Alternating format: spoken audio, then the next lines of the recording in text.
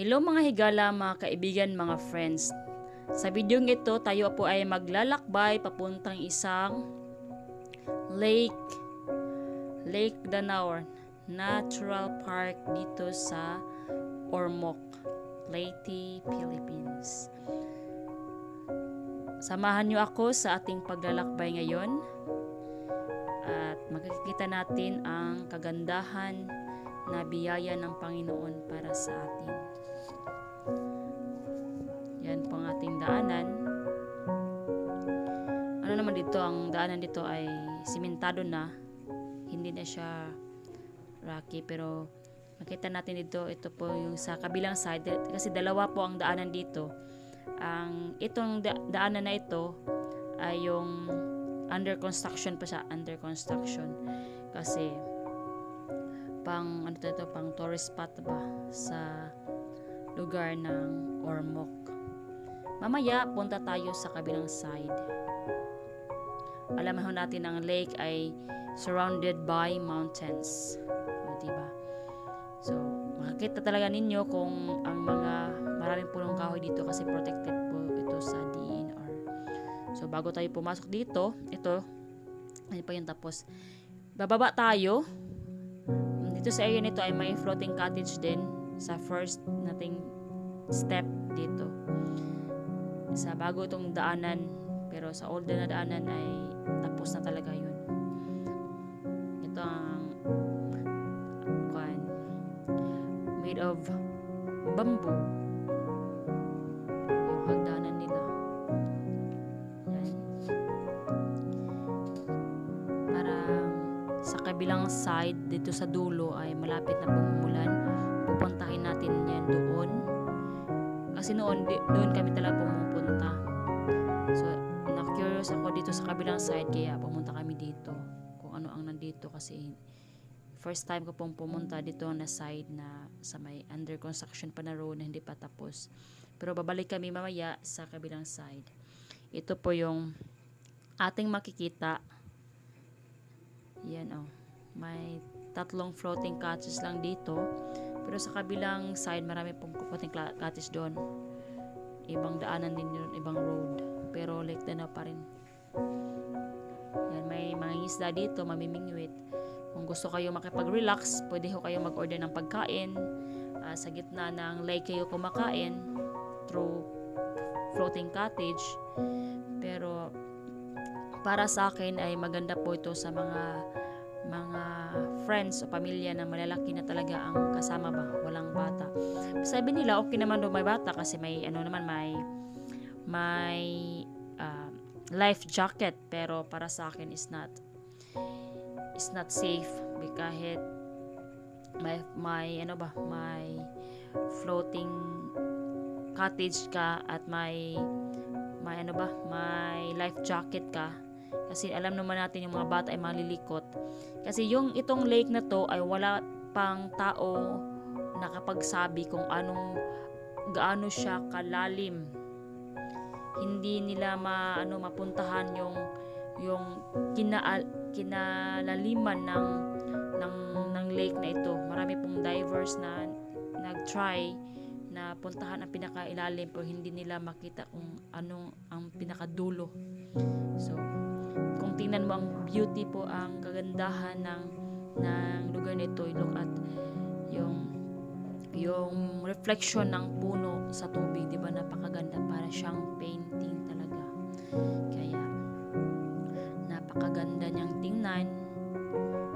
At na-amaze talaga ako sa nakikita ko ngayon na yung kulay ng mga puno nag-reflect sa water, sa tubig, at sinabayan ng magandang sinag ng araw. Kahit sa kabilang part ng lake ay maambon po, malapit na pong umulan. Baka pagpunta namin doon sa kabila ay may malalakas na ulan. Kasi malawak kasi itong lake na ito. Lake Danau is a guitar-shaped lake on the island of Leyte in the Philippines. The lake is covering an area of 148 hectares. It is situated in the 2,193 hectares Lake Danao Natural Park, which also include the Amandiwin Mountain Range. So ang buong area talaga ng lake napakalaki. Kaya sana'y mag-enjoy kayo mamaya at ang iyong mga mata ay ma-refresh din sa lugar na to. Yan po. Mamaya pupuntahan natin, kaya doon ako sa kabilang area ako mag-order na pagkain kasi gutom na po ako. Pero i-enjoy ko muna to. Ito na tayo sa kabilang area. Ito po ang mga binibitang pagkain po. Shell, first time ko pong kakain mamaya ng ganitong klaseng shell. Galing po ito sa lake lang. Sa lake nila ito kinukuha, at itong vegetable na to ay nakalimutan kong pangalan yan. Sabi nila masarap din yun, kaya nag-order din ako. Yan, sa road na ipapunta tayo, papasok tayo doon para makapunta sa cottage. At ito din ang rolling store. Isang rolling store po. Diba sasakyan siya. Pwede ko kayo mag-order dyan. So, ang lakas ho ng ulan. Nandito na tayo sa isang cottage. At ipakita ko sa inyo yung lugar na tingnan mo, napakadilim po. Hindi naman masyadong madilim, pero yung para siyang painting na kulay black and white, diba? Kahit malakas ang ulan, yung mga taong pumunta dito ay nag-i-enjoy pa rin sila sa gitna ng lake. Yan, may nagsasagwa pa or sa tawag nag-boat. Yan. Sagwan ba yan? Tingnan mo yung mga puno sa kabila. Napakagandang tingnan kahit hindi masyadong nakita yung kulay na green. Ibang din to, ito po ang kulay niya kapag malakas po ang ulan. Pero baka mamaya ay lumalabas po yung araw. Sana'y lumabas talaga siya. Yan parang parang malapit na ding lumabas. Yan. Kahit sa kadiliman po ng ulan, sa lakas ng ulan, ang araw po ay nagsusumikap na lumabas para mapakita yung kagandahan ng lugar na ito. Yan po. Yan tingnan mo yung sinag ng araw.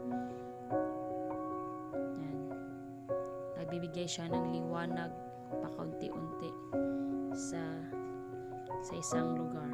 Nandito na po ang aming order. Yan. Shell po yan. Yung isa yung vegetable na may gata. Ito po ay shell na may gata din. Ito ay sisig. Shell pa rin yan. Ito po yung kanin nila. Kain muna tayo kasi nagugutom talaga ako.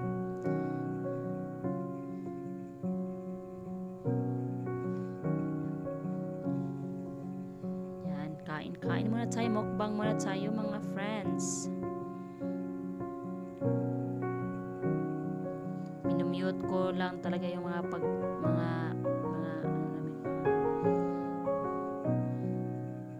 pinag-usapan namin dyan. Yung pagkain po ay medyo maanghang po siya. Lahat po yan maanghang.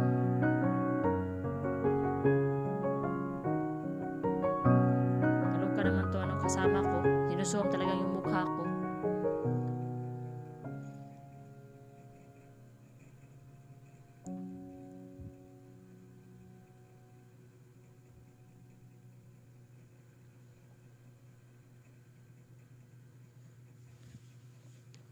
So, hindi pa nakakita kung paano ako kumain, yan po ang aking mukhang. First time ko pong kumain ng vegetable na yan. Marami po yan dito sa Lake Danao.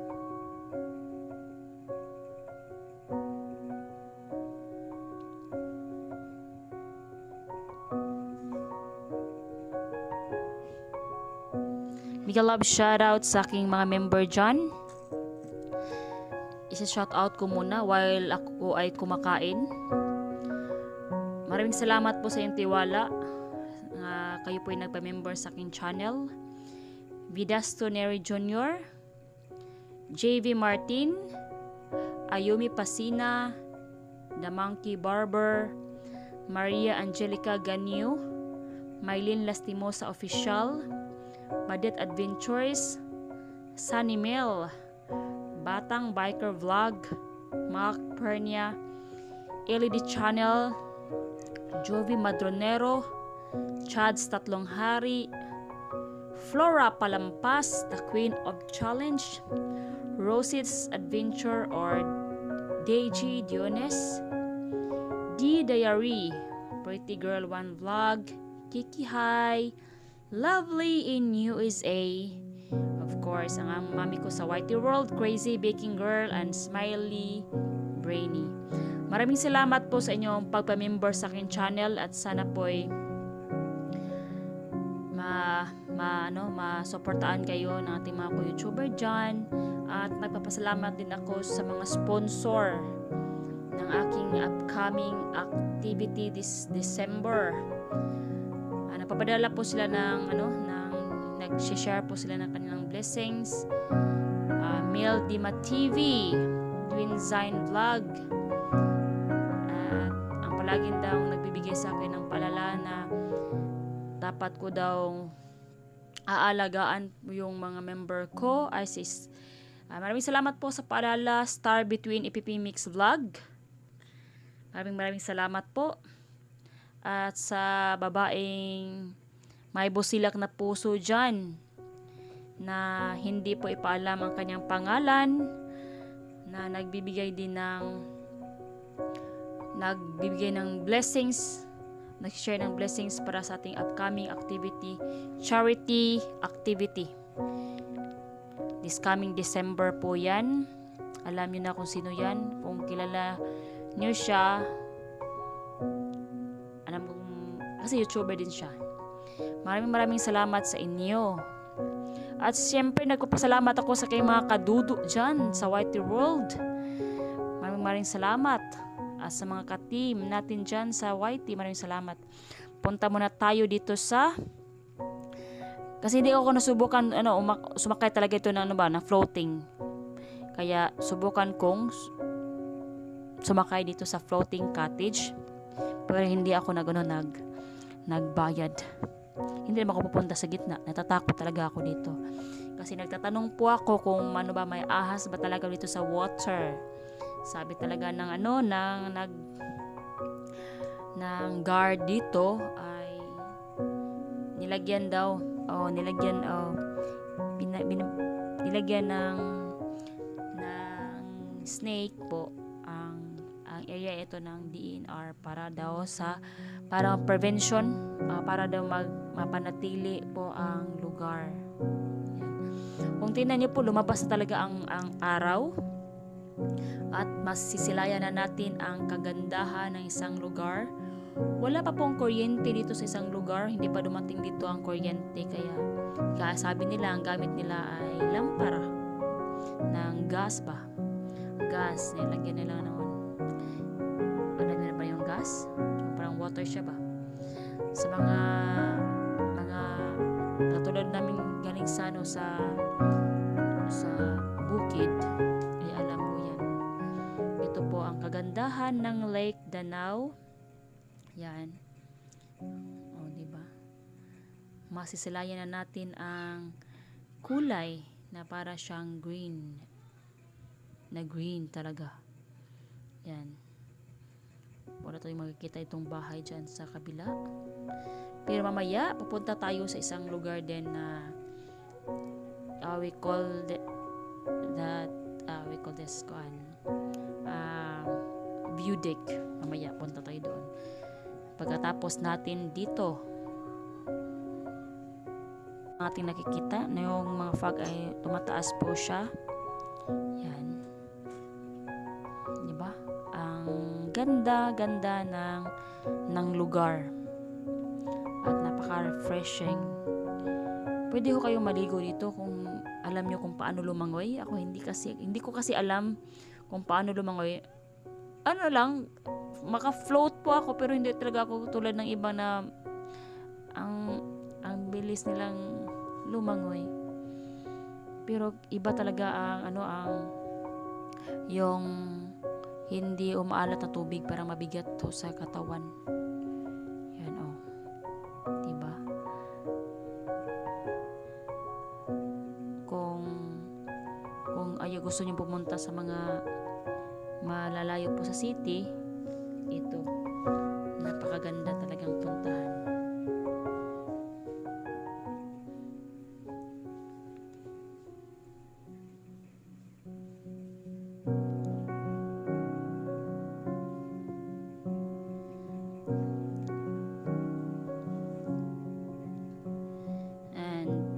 Was originally named Lake Imelda and was declared a national park on June 2, 1972 while virtue of presidential memorandum issued by the President Ferdinand Marcos.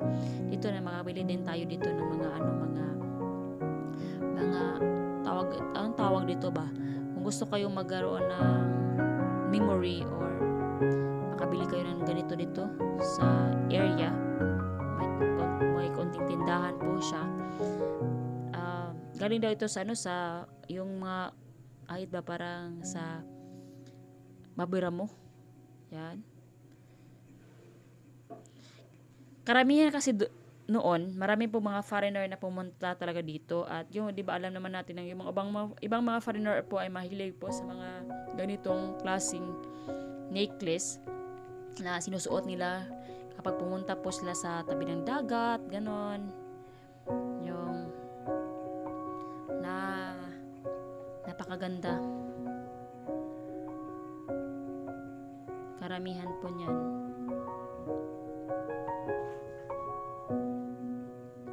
Ito rin daw yung ulo sa bone ng monkey. Yan, bone ng skull ng baboy ramo.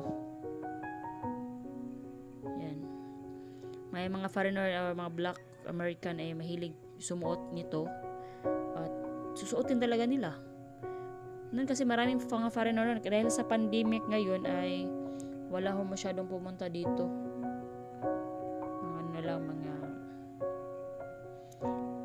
Mga pamilya din na gustong mag-unwind. Yan. Itong klaseng mga borloloy. At ito din ay tinatawag nilang kwako or honsoy, or ang iba din tawag nito ay in English ay tobacco pipe. Yan. Mga klaseng pipe po yan.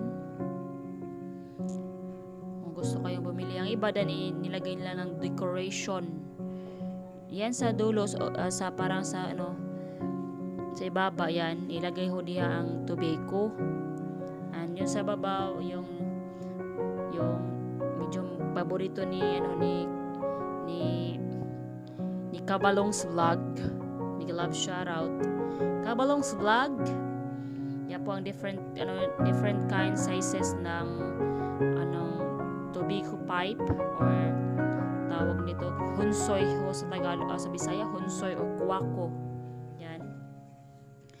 Ibang-ibang klaseng sizes ng mga honsoy or tobacco pipe. Pero karamihan ay bumili nito ay nilagay po nila sa center table, or parang parang decoration lang po sa bahay. Yan.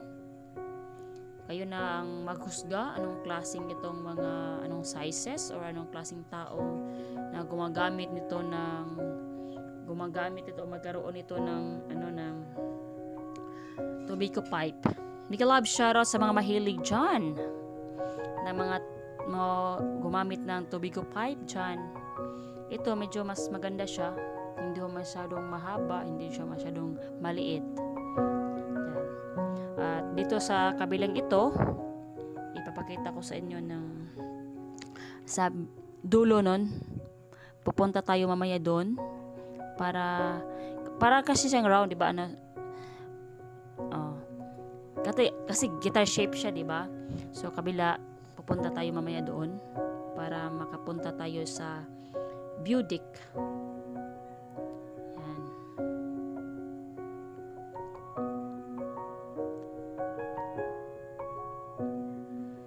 Yan po.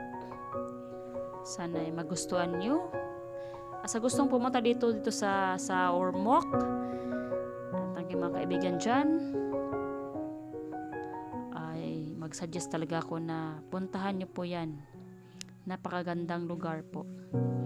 At medyo po malamig siya, para siyang, na maring sasabi ay para siyang Tagaytay. Pero hindi pa ako nakapunta ng lugar na yun. Punta tayo sa kabilang side. Siyempre, dadaan tayo dito bago tayo makapunta doon.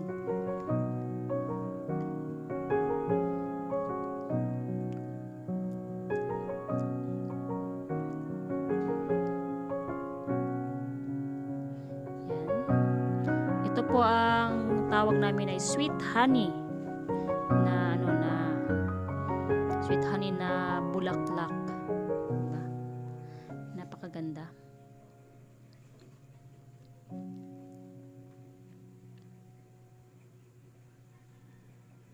Dito tayo na.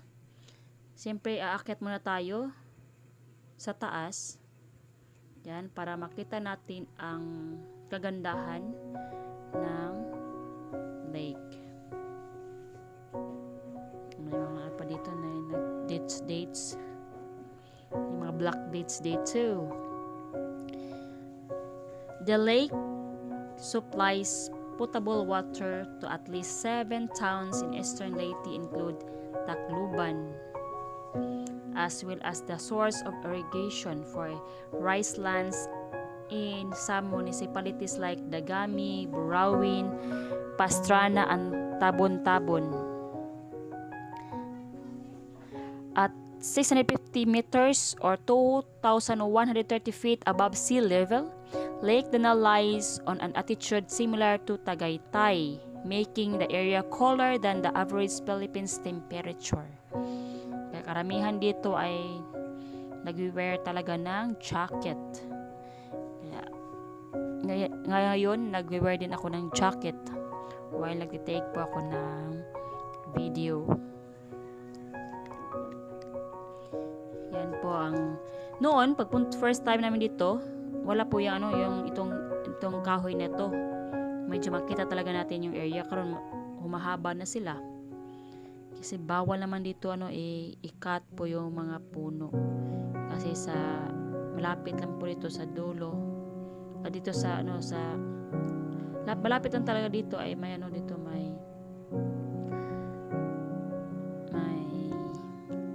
nandyan po ang office ng DNR.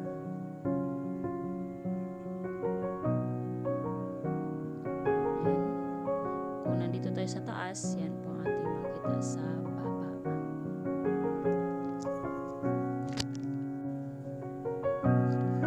Yan po ang ating makikita. Sana'y mag-enjoy po kayo. At nagpapasalamat din tayo na yung panahon ay sumabay din ba, nawawala po yung ulan. Kasi kapag umuulan, hindi ho natin makikita talaga yung kagandahan ng mga puno. Kasi kasi black and white siya. Diba? Kanina, black and white po ang kulay niya. Yan. Ang lawak po ng mga dito ng forest. Yan din ang nagbibigay ng dito ng lamig sa lugar.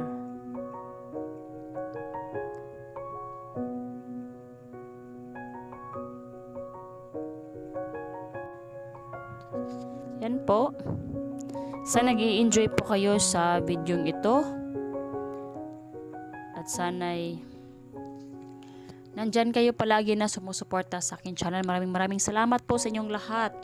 Sa mga dumalo sa aking premiere, sa aking LS, maraming salamat po sa inyong lahat, sa inyong walang sawang suporta. Thank you.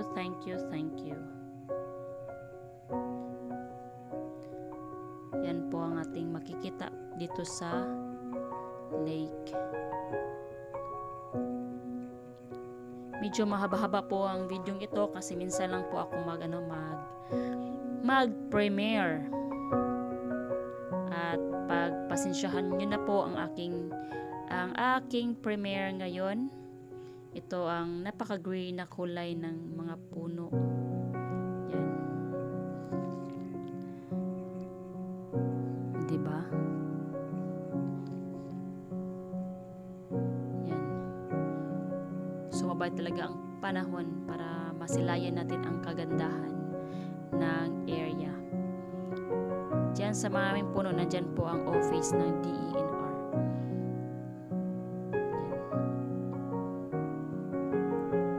Kahit po medyo mas nasa sa mataas po siya ng bundok, pero yung road niya po ay simentado na. So, pero tayuhan na sa tuktok ng bundok po. Ito po ang lugar. Yan napaka-green. Maganda, vitamins po yan sa mata. Kapag one of my teacher noon, nagsabi na kapag tired na daw yung mata mo, ay tumingin lang kayo sa kulay green para ma-refresh daw yung mata.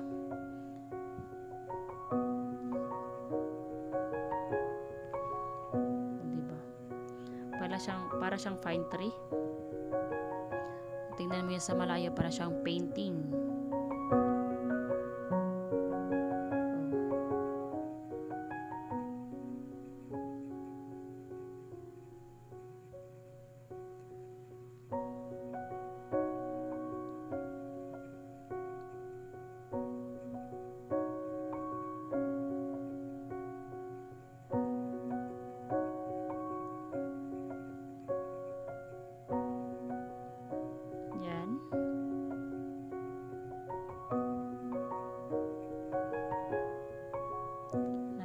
Haba na po ng puno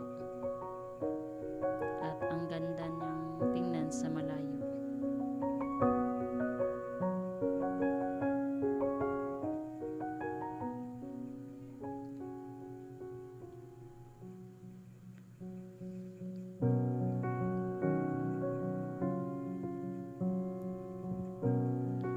Yan.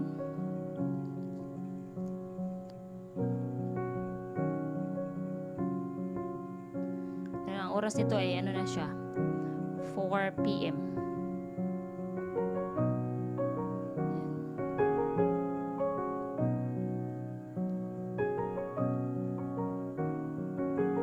Napaka-green ng area.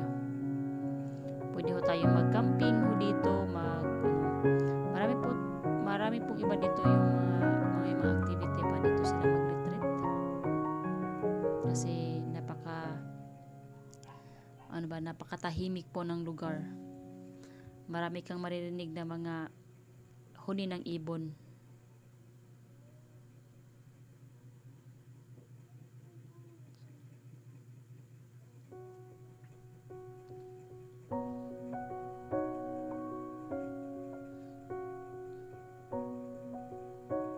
Yung mga puno.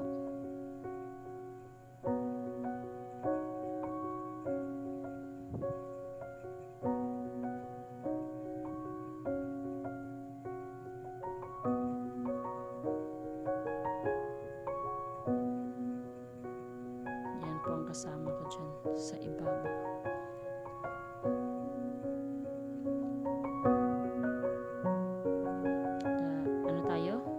Bababa na tayo.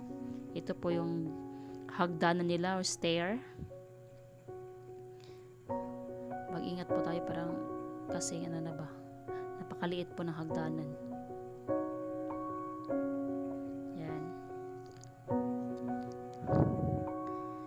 Parang nasira kasi ito sa earthquake. Noon ay may din dito, may mahahawakan ka sa gilid. Ngayon ay wala na po. Tayo na uuwi na. dito sa areang ito, tingnan mo reflection ng clouds ba sa water, napakagandang tingnan. Oh. Yung mga puno, reflection ng puno dito sa tubig. Ang gaganda.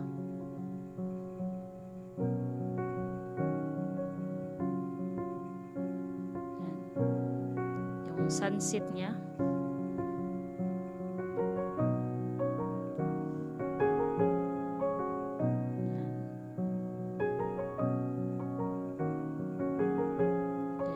Nating umuwi na kasi malapit ng gabi, medyo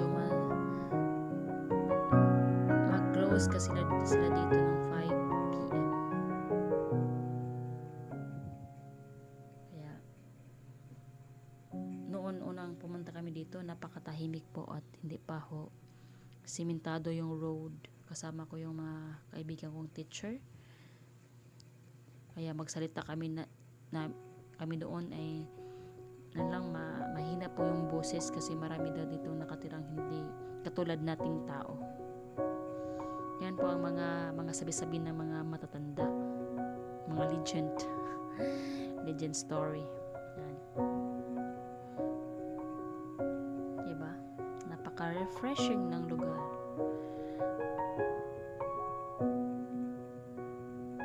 Pwede kayo dito mag-camping.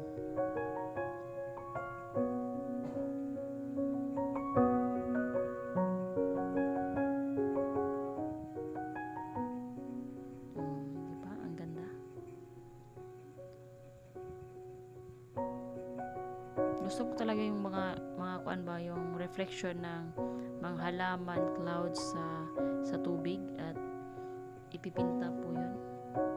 Yan po ang tubig po na nagbibigay ng papunta po sa ibaba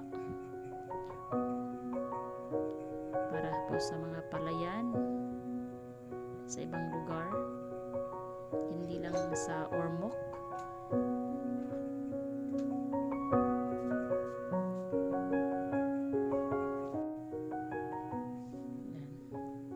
Noon ang laki ng mga bato dito. Diyan po naliligo yung kasamahan namin. At napakahaba po ng mga puno dyan. Pero ngayon ay simentado na. Kasi siya, under construction talaga siya para papagandahin ang lugar na ito para sa ginagawing tourist spot ng Ormoc. Kaya naglaan sila ng malaking project. Baka next year iba na talaga ang lugar na ito.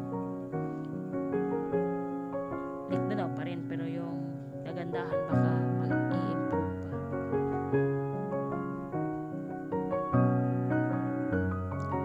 Sana ay nag-enjoy kayo sa aking video at maraming salamat po sa lahat, sa mga nagtiwala, sa nagpakulay.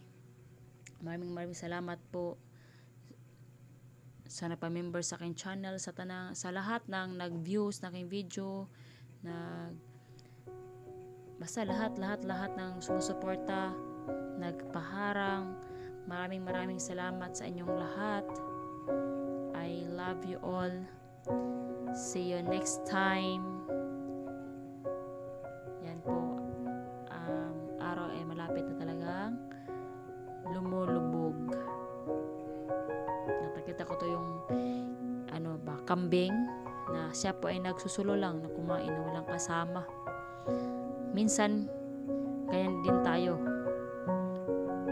Para makapag-refresh ay kailangan din mapag-isa para makapag-isip.